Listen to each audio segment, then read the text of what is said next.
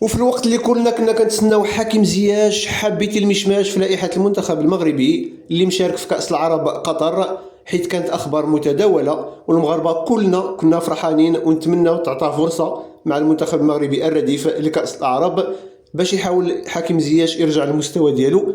ولما لا نشوفوه مع وليد الركراكي في كأس أفريقيا المغرب 2025. حكيم زياش لم يتم استدعاؤه، وحتى المدرب طارق سكيتيوي لما سولوه في الندوة الصحفية اليوم على عدم استدعاء النجم المغربي حكيم زياش، طارق سكيتيوي أكد وقال مجرد فتح باب النقاش سيقلل من قيمة اللاعب حكيم زياش. حكيم زياش يبقى لاعب بمستوى عالي وقدم الكثير والكثير للمغاربة والمنتخب المغربي، وحنا إلا فتحنا النقاش على عدم استدعائه أو مشاركته معنا في كأس العرب سنقلل من شأن وقيمة اللاعب. حكيم زياش يبقى لاعب كبير، واخا بصراحة كنشوفوا أن حكيم زياش مازال ما رجعش للمستوى ديالو وما يمكنش نستدعوه للمنتخب لأنه لن يفيد كثيرا المنتخب وما غيقدم حتى شي إضافة، ومع كامل احتراماتنا للاعب.